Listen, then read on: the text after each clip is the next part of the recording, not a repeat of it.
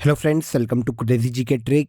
तो आइए आज के इस सेशन में हम वीकली करंट अफेयर्स को डिटेल में समझेंगे। 27 जनवरी से लेकर 4 फरवरी के सभी करंट अफेयर जो कि इम्पोर्टेंट है, जो कि एग्जाम में पूछे जा सकते हैं, उन सभी क्वेश्चन को आज के वीकली करंट अफेयर के इस वीडियो में हम डिस्कस करने वाले हैं। वीडियो में एंड तक बने रहिएगा, बहुत ही इंपॉर्टेंट वीडियो होने वाला है। और अगर आपको इस टॉपिक की PDF चाहिए तो आप क्रेजी जी के ट्रिक के टेलीग्राम चैनल से या फिर क्रेजी जी के ट्रिक के एप्लीकेशन पर जाकर फ्री ऑफ कॉस्ट इसकी PDF को कलेक्ट कर सकते हैं। अगर आप चैनल पर पहली बार आए हैं तो चैनल को सब्सक्राइब कर लीजिए, वीडियो को लाइक और शेयर जरूर कर दीजिएगा। आइए शुरू करते हैं वीकली करंट अफेयर का। आज का सबसे पहला क्वेश्चन देखिए। वैसे पूरे वीक हमने डिस्कस किया था करंट अफेयर पे, आज हम इंपॉर्टेंट जो क्वेश्चन थे पूरे वीक में करंट अफेयर के, उनको यहाँ पर डिस्कस करेंगे। क्वेश्चन देखिए, 69th फिल्म फेयर पुरस्कार 2024 में किस फिल्म ने बेस्ट फिल्म का पुरस्कार जीता?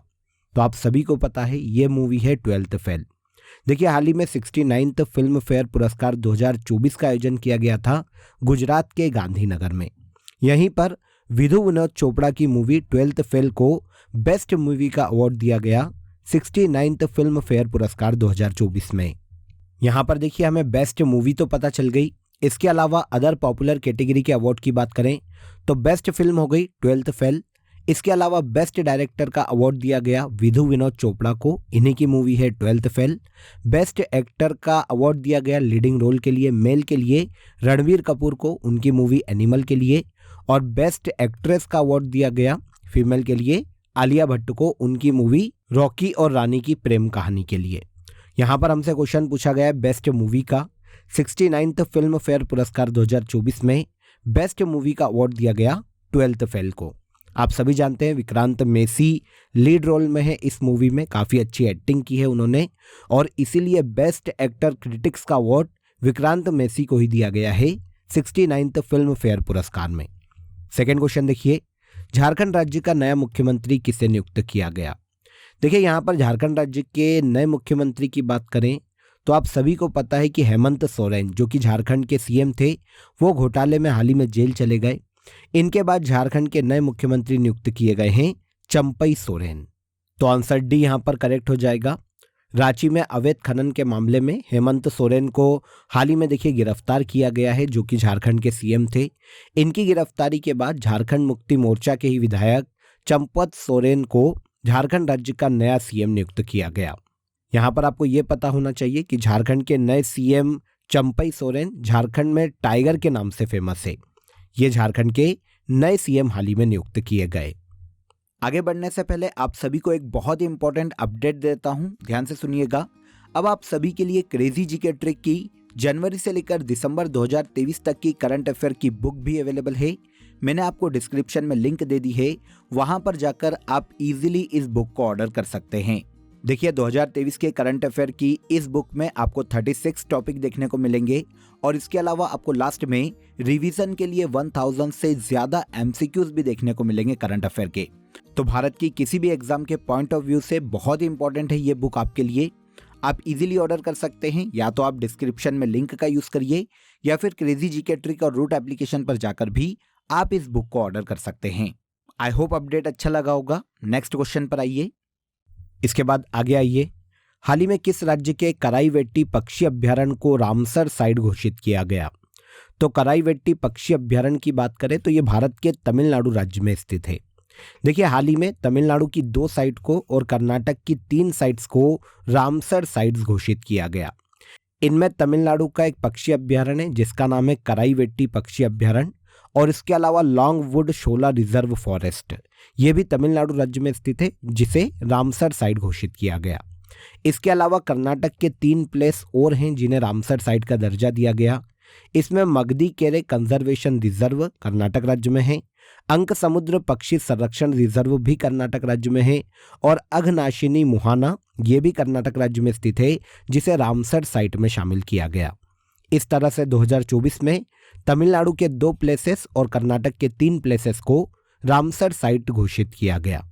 यहाँ पर आपको कराईवेट्टी पक्षी अभ्यारण्य से क्वेश्चन है, तो आपको पता होना चाहिए ये कहाँ पर है, भारत के तमिलनाडु राज्य में, जिसे 2024 में हाल ही में रामसर साइट का दर्जा दिया गया। वैसे भारत में सबसे ज्यादा रामसर साइट अभी तमिलनाडु राज्य में ही है, जहां पर 16 रामसर साइट्स देखने को मिलती है। देखिए रामसर साइट्स एक्चुअल में है क्या, इसकी बात करें तो अंतर्राष्ट्रीय महत्व की जो आर्द्र भूमि है, जो नम भूमि क्षेत्र हैं, उन्हें रामसर साइट का दर्जा दिया जाता है ताकि उनका संरक्षण किया जा सके अंतर्राष्ट्रीय स्तर पर। तो तमिलनाडु की 2 साइट को रामसर साइट का दर्जा दिया गया, कर्नाटक की 3 साइट को रामसर साइट का दर्जा दिया गया 2024 में। नेक्स्ट क्वेश्चन देखिए, अंतरिम बजट 2024-25 के अनुसार फाइनेंशियल ईयर 2024-25 में राजकोषीय घाटा सकल घरेलू उत्पाद का कितने प्रतिशत रहने का अनुमान है। देखिए पहले तो हमें यहाँ पर यह समझना पड़ेगा कि फिस्कल डेफिसिट होता क्या है। तो देखिए किसी भी वित्त वर्ष में सरकार का कुल राजस्व जो भी प्राप्ति है और उनका जितना भी एक्सपेंडिचर है, उनके मध्य का जो डिफरेंस है वही राजकोषीय घाटा कहलाता है। हाल ही में भारत की फाइनेंस मिनिस्टर निर्मला सीतारमन ने अंतरिम बजट 1 फरवरी को पेश किया था। इसके अनुसार 2024-25 के लिए भारत का राजकोषीय घाटा भारत की जीडीपी का 5.1% तक रहने का अनुमान है। आंसर सी हो जाएगा। यहां पर आपको यह पता होना चाहिए कि 2024 में निर्मला सीतारमन ने वित्त मंत्री के तौर पर अपना 6ठा बजट पेश किया है, जिसमें 2024-25 के लिए भारत का राजकोषीय घाटा भारत की जीडीपी का 5.1% तक रहने का अनुमान है। इसके बाद आइए, वर्ष 2024 के लिए ऑस्ट्रेलियन ओपन महिला एकल का खिताब किस खिलाड़ी ने जीता। तो देखिए फ्रेंड्स, टेनिस की साल में 4 प्रतिष्ठित ग्रैंड स्लैम टूर्नामेंट आयोजित किए जाते हैं। साल के सबसे शुरुआत में आयोजित होता है ऑस्ट्रेलियन ओपन, सेकेंड है फ्रेंच ओपन, तीसरा है विंबलडन और चौथा है अमेरिकी ओपन। अब ऑस्ट्रेलियन ओपन का आयोजन हाल ही में किया गया था 2024 में, जिसमें विमेन सिंगल का जो खिताब है फ्रेंड्स वो आरेना सबालेका ने अपने नाम किया है। आरेना सबालेका की बात करें तो आपको पता होना चाहिए ये बेलारूस की टेनिस खिलाड़ी है, जिन्होंने ऑस्ट्रेलिया ओपन 2024 के फाइनल में चीन की किनवेन झेंग को हराकर ये खिताब अपने नाम किया है। तो विनर कौन हो जाती है, आरेना सबालेका, और विमेन सिंगल में रनर अप हो जाती है चीन की किनवेन झेंग। यहां पर यह भी याद रखिएगा कि आरेना सबालेका दुनिया की दूसरे नंबर की सबसे बड़ी टेनिस खिलाड़ी है महिलाओं में। ऑस्ट्रेलियन ओपन की शुरुआत जो कि टेनिस टूर्नामेंट है 1905 में की गई थी और ये हार्ड कोर्ट पर खेला जाता है। ऑस्ट्रेलियन ओपन में विमेन सिंगल का खिताब 2024 में आरेना सबालेका ने अपने नाम किया। पूर्वोत्तर भारत का पहला प्राकृतिक चिकित्सालय किस राज्य में खोला जाएगा। तो पूर्वोत्तर भारत का पहला नेचुरोपैथी हॉस्पिटल खोला जाएगा असम के डिब्रूगढ़ में। आंसर असम हो जाएगा। केंद्रीय आयुष मंत्री सर्बानंद सोनोवाल ने असम के डिब्रूगढ़ में हाल ही में पूर्वोत्तर भारत के पहले प्राकृतिक चिकित्सालय की आधारशिला रखी। ये जो प्राकृतिक चिकित्सालय है, नेचुरोपैथी हॉस्पिटल है, यह असम के डिब्रूगढ़ में 15 एकड़ भूमि पर स्थापित किया जाएगा, जिसकी टोटल लागत 100 करोड़ रुपए आने वाली है। अब यहाँ पर देखिए आपके दिमाग में क्वेश्चन आएगा कि नेचुरोपैथी एक्चुअल में होता क्या है और ये हॉस्पिटल क्या है। तो देखिए नेचुरोपैथी हॉस्पिटल में नेचर को यूज करके किसी भी रोग का इलाज किया जाता है, जैसे होम्योपैथी, सूर्य नमस्कार, एक्यूपंचर, एक्यूप्रेशर, मृदा चिकित्सा, मड थेरेपी, इनका यूज करके किसी भी बीमारी का इलाज किया जाता है। तो पूर्वोत्तर भारत का पहला नेचुरोपैथी हॉस्पिटल खोला जाएगा असम के डिब्रूगढ़ में। आगे चलिए, ट्रांसपेरेंसी इंटरनेशनल द्वारा जारी किए गए भ्रष्टाचार धारणा सूचकांक 2023 में भारत की रैंक क्या है। तो देखिए पहला फैक्ट तो यहां पर यह नोट कर लीजिए कि करप्शन परसेप्शन इंडेक्स को जारी कौन करता है। तो यह जारी की जाती है ट्रांसपेरेंसी इंटरनेशनल के द्वारा। यह जर्मन स्थित एक अंतर्राष्ट्रीय गैर सरकारी संगठन है, जिसके द्वारा 1995 में करप्शन परसेप्शन इंडेक्स की शुरुआत की गई थी। ये इंडेक्स किससे रिलेटेड है, अगर हम इसकी बात करें तो किसी भी देश में सरकारी क्षेत्र में या सरकारी एजेंसियों में, सरकारी कार्यालयों में कितना ज़्यादा भ्रष्टाचार है, इस आधार पर इस इंडेक्स को तैयार किया जाता है। अब 2024 के इस इंडेक्स में 180 देशों को काउंट किया गया था और भ्रष्टाचार के आधार पर करप्शन परसेप्शन इंडेक्स 2023 में भारत को 93वें रैंक पर रखा गया है। आंसर सी यहां पर करेक्ट हो जाएगा। इस इंडेक्स के अनुसार यूरोप का देश डेनमार्क इस इंडेक्स में पहले स्थान पर है, जहां पर करप्शन पूरे वर्ल्ड में सबसे कम है सरकारी क्षेत्रों में। तो डेनमार्क पहले स्थान पर है करप्शन परसेप्शन इंडेक्स में। भारत को 180 देशों में 93 रैंक पर रखा गया है। और अफ्रीकी देश सोमालिया इस इंडेक्स में सबसे आखिरी में, मतलब 180वें स्थान पर है करप्शन के मामले में। नेक्स्ट क्वेश्चन, भारत की पहली स्नो लेपर्ड रिपोर्ट के अनुसार किस राज्य या यूनियन टेरिटरी में सर्वाधिक स्नो लेपर्ड है? तो देखिए, हाल ही में 30 जनवरी को केंद्रीय पर्यावरण, वन और जलवायु परिवर्तन मंत्री भूपेंद्र यादव ने देश की पहली स्नो लेपर्ड रिपोर्ट को जारी किया था। इसके अनुसार भारत में सबसे ज्यादा स्नो लेपर्ड जो कि हिम तेंदुए हैं, भारत के यूनियन टेरिटरी लद्दाख में देखने को मिलते हैं। इस रिपोर्ट के अनुसार भारत में ऑल ओवर 718 हिम तेंदुए हैं, जिनमें से लद्दाख राज्य में 477 सबसे ज्यादा हिम तेंदुए देखने को मिलते हैं। तो ये भारत की पहली स्नो लेपर्ड रिपोर्ट है। इसके अनुसार यूनियन टेरिटरी लद्दाख में वर्तमान में भारत में सबसे ज्यादा हिम तेंदुए हैं। आगे देखिए, 6th खेलो इंडिया यूथ गेम्स 2023 की पदक तालिका में पहले स्थान पर कौन रहा? तो देखिए, पहले ये जान लेते हैं कि इनका आयोजन कहाँ किया गया। 6th खेलो इंडिया यूथ गेम्स 2023 का आयोजन किया गया भारत के तमिलनाडु राज्य में। इनका आयोजन 19 से लेकर 31 जनवरी 2024 तक तमिलनाडु की 4 अलग अलग सिटीज में किया गया। तमिलनाडु की एक रानी रही है वीर मंगई वेलु नचियार, इन्हीं का जो प्रतीक था वो मैस्कॉट बनाया गया 6th खेलो इंडिया यूथ गेम्स का। अब इन गेम्स में ऑल ओवर पदक तालिका में महाराष्ट्र राज्य पहले स्थान पर रहा है। आंसर ए हो जाएगा। 6th खेलो इंडिया यूथ गेम्स 2023 में टोटल 26 खेलों को शामिल किया गया था और सभी खेलों को मिलाकर ऑल ओवर पदक तालिका में महाराष्ट्र राज्य 6th खेलो इंडिया यूथ गेम्स 2023 में पहले स्थान पर रहा। यहाँ पर यह याद रखिएगा कि खेलो इंडिया यूथ गेम्स की शुरुआत सबसे पहली बार 2018 में की गई थी और पहली बार इनका आयोजन दिल्ली में किया गया था। और अब 6th खेलो इंडिया यूथ गेम्स का आयोजन 2024 में भारत के तमिलनाडु राज्य में किया गया। अगला क्वेश्चन, 75th रिपब्लिक डे समारोह में किस मंत्रालय की झांकी को प्रथम स्थान दिया गया? तो आप सभी जानते हैं कि 26 जनवरी को 75th रिपब्लिक डे समारोह को सेलिब्रेट किया गया, जिसमें भारत में मिनिस्ट्री ऑफ कल्चर की झांकी को मंत्रालय की झांकियों में पहले स्थान पर रखा गया। आंसर सी हो जाएगा। भारत के संस्कृति मंत्रालय की जो झांकी थी 75th रिपब्लिक डे समारोह में, इसे भारत लोकतंत्र की जननी थीम नाम दिया गया था। इसी झांकी को इस समारोह में प्रथम स्थान दिया गया। झांकी किस मंत्रालय की है? क्वेश्चन ये है, तो ये मिनिस्ट्री ऑफ कल्चर की झांकी है। अगला question, telecom regulatory authority of India का अध्यक्ष किसे नियुक्त किया गया? Telecom regulatory authority of India को ही ट्राई के नाम से जाना जाता है। भारत में टेलीकॉम सेक्टर को रेगुलेट करने वाली, कंट्रोल करने वाली ये सबसे बड़ी संस्था है जो कि इंडियन गवर्नमेंट के अंतर्गत कार्य करती है। इस संस्था की स्थापना 1997 में की गई थी और इसका हेडक्वार्टर नई दिल्ली में स्थित है। हाल ही में अनिल कुमार लोहाटी को ट्राई का नया अध्यक्ष नियुक्त किया गया है। ये पूर्णकालिक अध्यक्ष बने हैं ट्राई के। इनके पहले पूर्णकालिक अध्यक्ष के पद पर पीडी वघेला थे, लेकिन इनके कार्यकाल के खत्म होने के बाद कुछ समय के लिए अंतरिम चेयरमैन के रूप में मीनाक्षी गुप्ता को नियुक्त किया गया था और मीनाक्षी गुप्ता के बाद अब एक बार फिर से ट्राई के पूर्णकालिक अध्यक्ष के रूप में अनिल कुमार लाहोटी को नियुक्त किया गया। इनका कार्यकाल इस पद पर 3 वर्ष या 65 वर्ष जो भी पहले हो यहां तक रहने वाला है। आगे, हाल ही में किन राज्यों के मध्य पार्वती कालीसिंध चंबल लिंक परियोजना के लिए समझौता हुआ? तो देखिए, पहले हमें इन नदियों के बारे में समझना पड़ेगा कि इनका बहाव क्षेत्र कहाँ है। तो देखिए, तीनों ही नदियों का उद्गम मध्य प्रदेश राज्य से होता है और ये बहते हुए जाती है राजस्थान। इसीलिए पार्वती कालीसिंध और चंबल लिंक परियोजना का जो समझौता हुआ है यह मध्य प्रदेश और राजस्थान राज्य के मध्य में हाल ही में हुआ है। इससे होगा क्या? तो इस समझौते से अब दोनों ही राज्य इन नदियों पर डैम का विकास कर पाएंगे ताकि अपने अपने राज्यों के क्षेत्रों में सिंचाई के लिए और पीने के लिए पर्याप्त पानी उपलब्ध हो सके।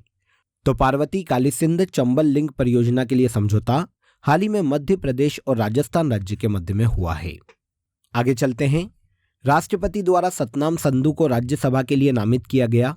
संविधान के किस अनुच्छेद के तहत राज्यसभा सदस्य नामित किए जाते हैं?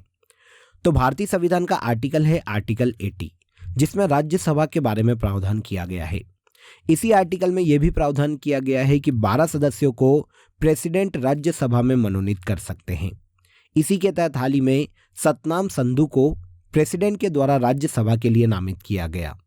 यहाँ पर आपको ये पता होना चाहिए कि ये जो 12 सदस्य हैं, साइंस, आर्ट, समाज सेवा, अलग अलग क्षेत्रों में, लिटरेचर जैसे क्षेत्रों में अनुभव रखने वाले व्यक्ति हो सकते हैं।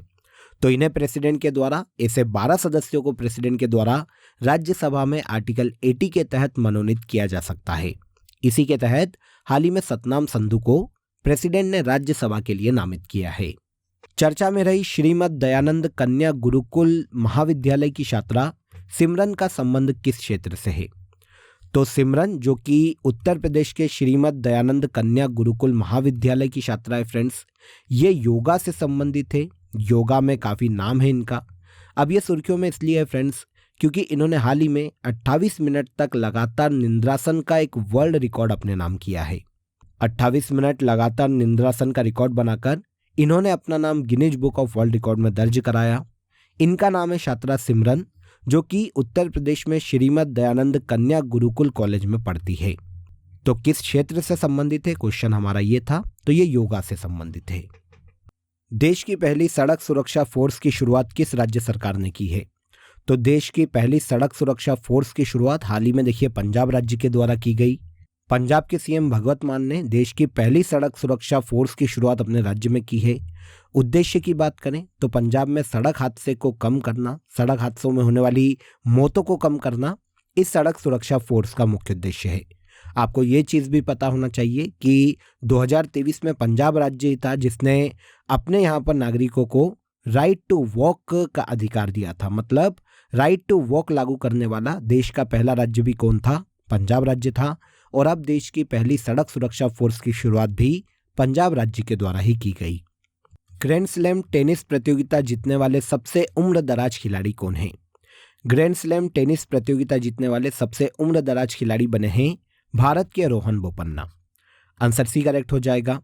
देखिए, ऑस्ट्रेलियन ओपन के डबल्स के फाइनल में रोहन बोपन्ना ने उनके साथी जोड़ीदार मैथ्यू एब्डेन के साथ मिलकर इटली के सिमोन बोवेली और एंड्रिया वावासोरी को हराया है। और इनको हराने के साथ मतलब ऑस्ट्रेलियन ओपन्स में मेंस डबल का खिताब जीतने के साथ ही रोहन बोपन्ना सबसे उम्रदराज खिलाड़ी बन गए हैं जिन्होंने कोई भी ग्रैंड स्लैम टेनिस टूर्नामेंट अपने नाम किया है।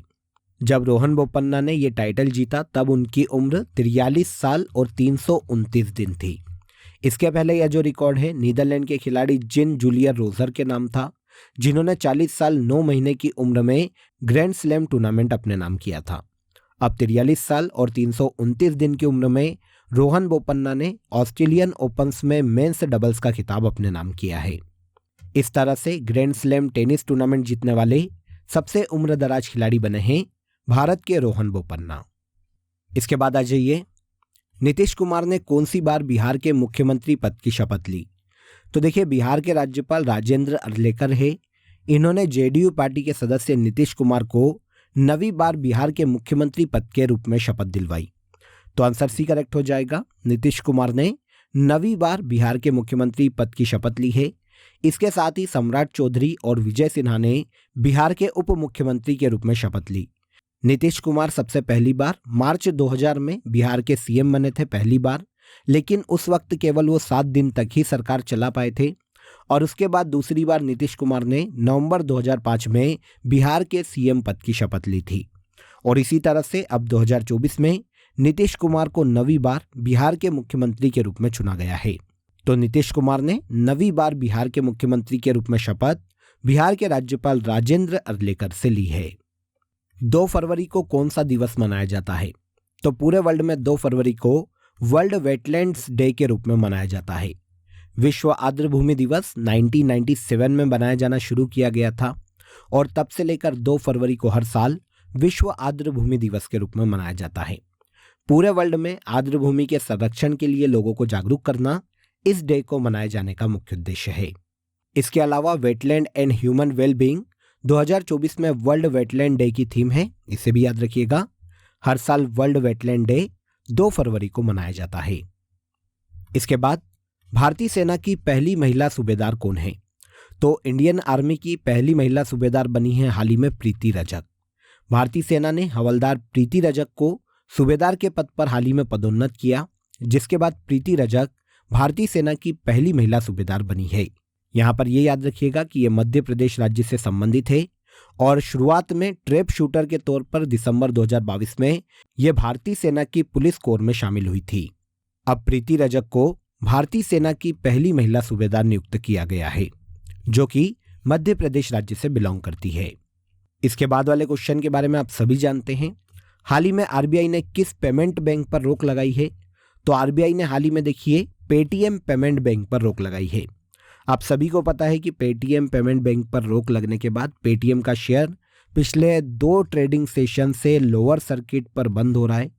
हाल ही में देखिए आरबीआई ने बैंकिंग रेगुलेटिंग एक्ट 1949 के सेक्शन 35A के तहत पेटीएम पेमेंट बैंक के कार्यों पर रोक लगाई है।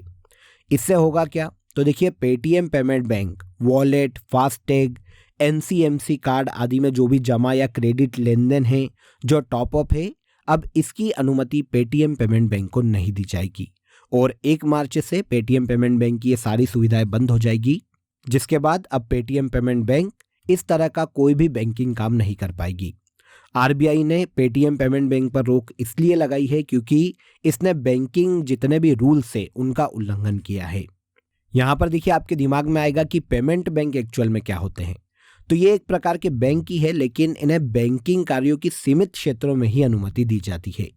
डिजिटलाइजेशन के दौर में ये बैंकिंग का एक नया कॉन्सेप्ट है, लेकिन फिर भी ये भारतीय रिजर्व बैंक के दायरे में ही आता है क्योंकि ये बैंक से संबंधित कार्य करता है।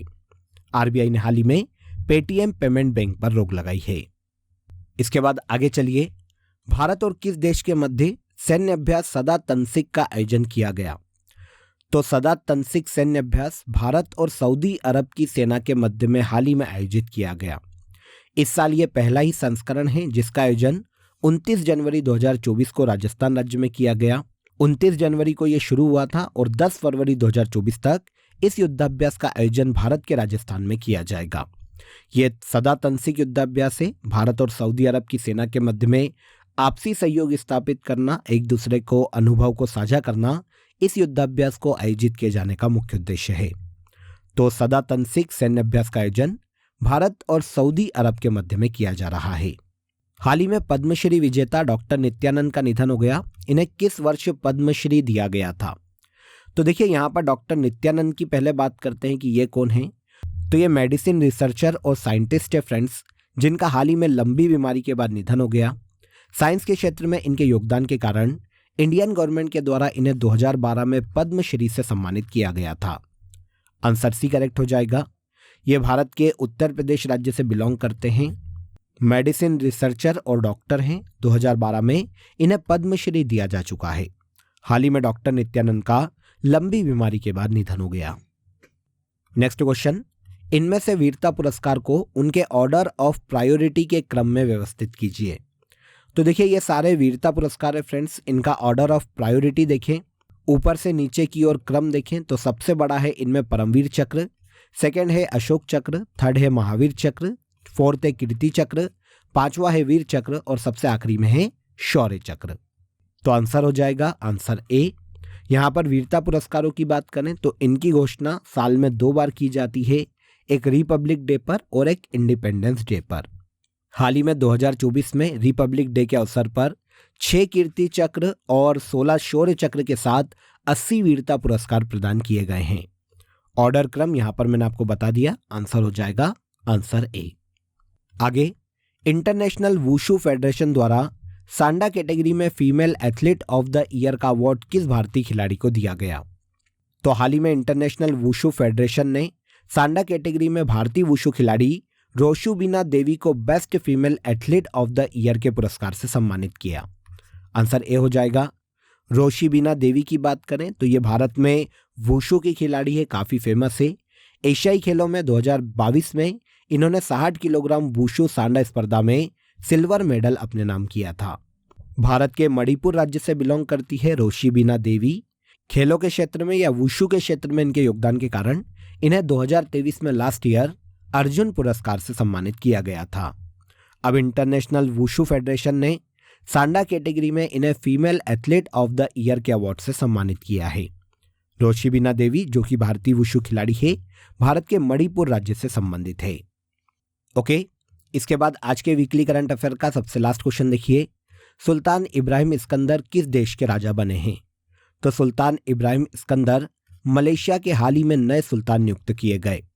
ये मलेशिया के 17वें सुल्तान बने हैं।